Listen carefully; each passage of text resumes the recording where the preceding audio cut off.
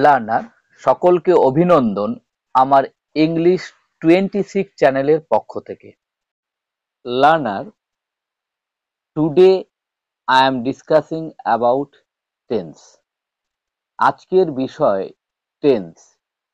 প্রথমে main tense সম্পর্কে আলোচনা করা হবে এবং পরবর্তীতে স্টেপ বাই স্টেপ এই টেন্সের যে বিভিন্ন রকম কাইন্ডস রয়েছে, প্রথমে 3 রকম, এই 3 রকমের প্রত্যেকটাকে আবার 4 ভাগে ভাগ করা হয়েছে।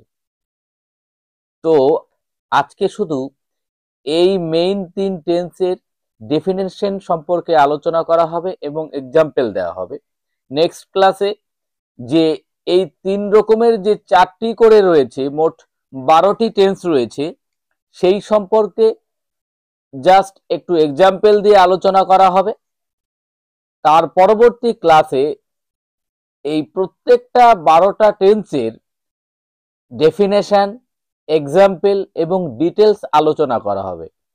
মূলত ইংলিশ ল্যাঙ্গুয়েজে টেন্সের ভূমিকা হচ্ছে সর্বাধিক। টেন্স ব্যতীত ইংলিশ ল্যাঙ্গুয়েজ বা যেটা গ্রামার আমরা বলি, সেটা কোনোটাই সম্পূর্ণ হতে পারে না। নাও start. Tense denotes the time of the verb. ক্রিয়ার কালকে টেন্স বলে। There are mainly 3 kinds of tense. These are present tense, past tense এবং future tense. At first, present tense.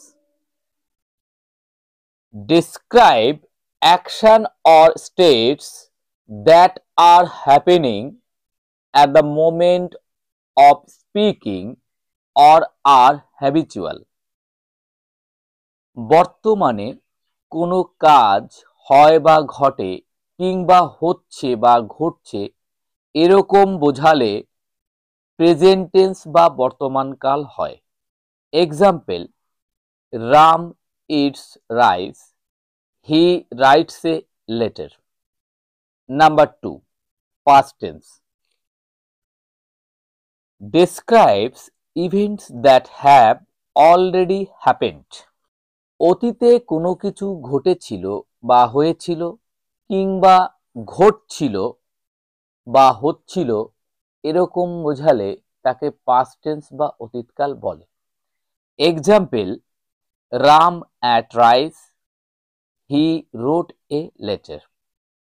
Number 3, future tense. Describes actions that are going to happen in the future. ভবিষ্যতে কোনো কিছু হবে বা ঘটবে কিংবা হয়ে থাকবে বা ঘটতে থাকবে ইত্যাদি বোঝালে তখন তাকে ফিউচার টেন্স বা ভবিষ্যৎকাল বলে। Example: Ram will eat rice, he will write a letter.